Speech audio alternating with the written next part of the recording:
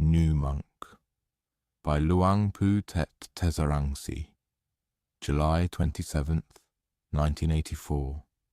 Newly ordained monks should diligently apply themselves to study and learning, along with practice. The duties in this Buddhist religion are of two types: study and learning on one hand, and practice on the other. But they are spoken of as two separate categories: what is called pariyatti, theoretical study, and patipatti, practice.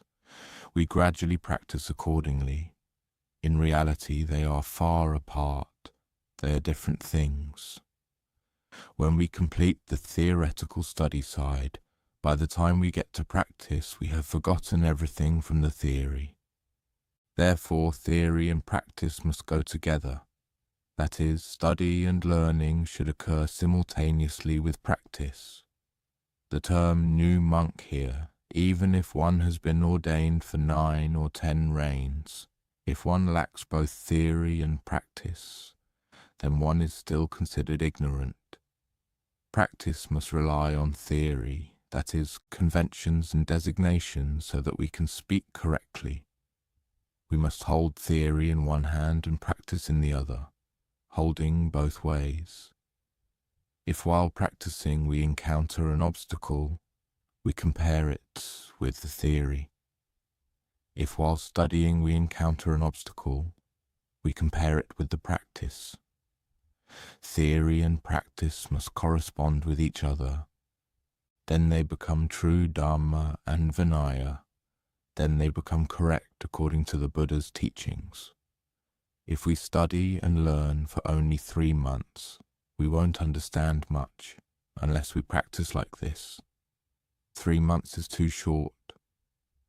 If we are intent on practice and study theory together, if we are truly determined, we might be able to understand the Dhamma teachings of the Buddha. Not to mention 3 months, even 3 years, even 20 years. If we don't practice with determination, it won't happen for us, and we won't obtain that goodness.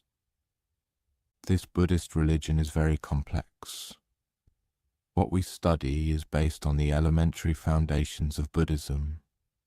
We must know, what does Buddhism teach?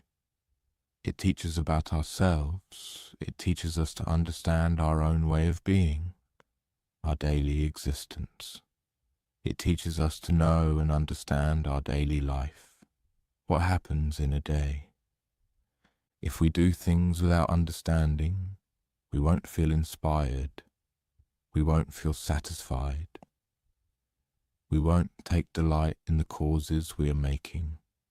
So we come to study and practice to understand ourselves on a basic level. We can see easily upon waking up, we know we have duties. What are the basic duties? Washing our face and eyes, cleaning ourselves, then going for alms round. After finishing alms round, we just sit around. That's it? No, it's not like that. We must understand alms round. In worldly language, they call it benefiting beings. But we must first benefit ourselves before we benefit others. We must be restrained in our behavior, manners, and maintain our speech and mind. We should reflect on the repulsiveness of food.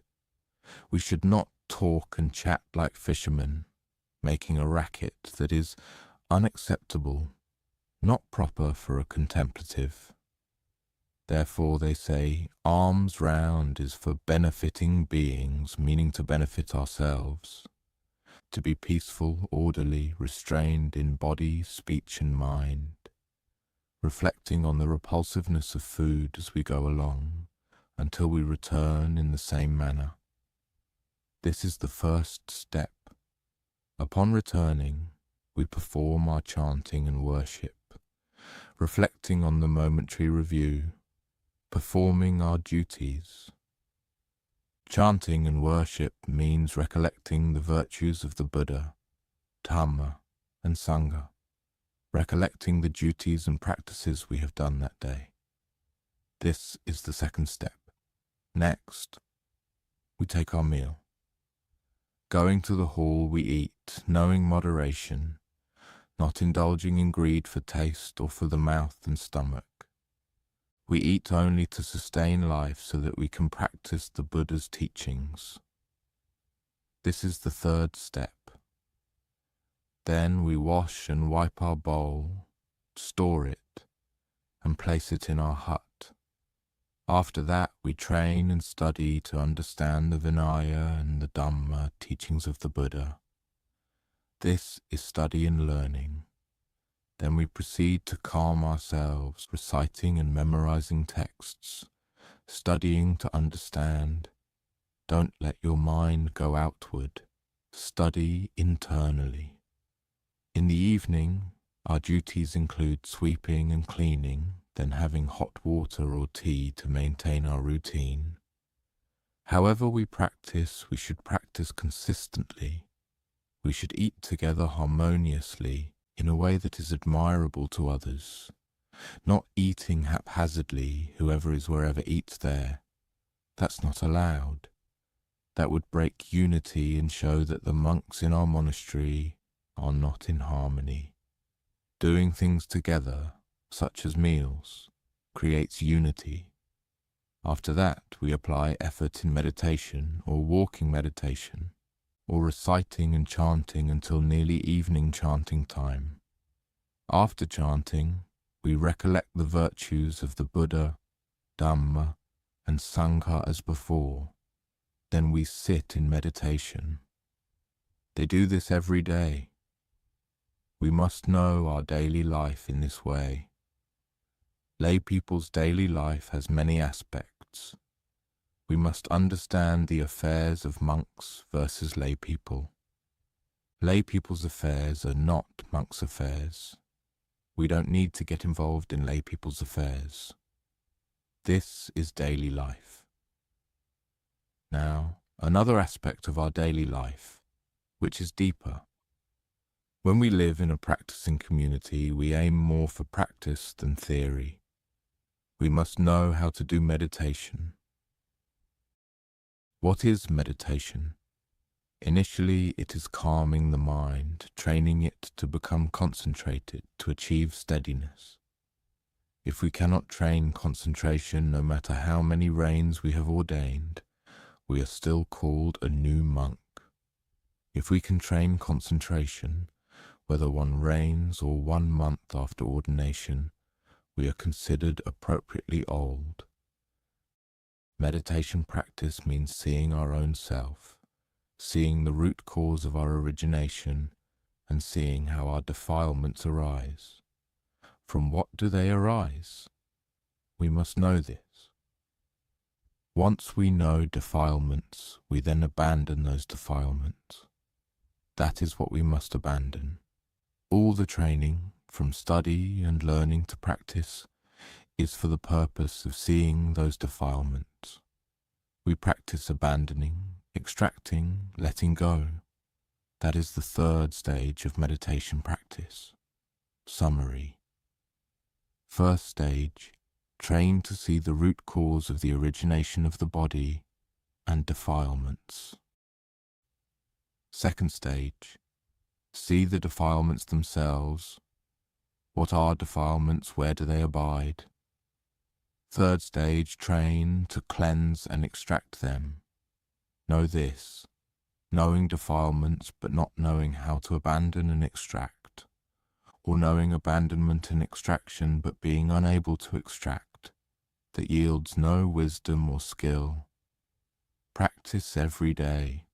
It's not about practicing something far away, it's right here. Having ordained into Buddhism, studying the Dhamma Vinaya and the Buddha's teachings, we study to understand this.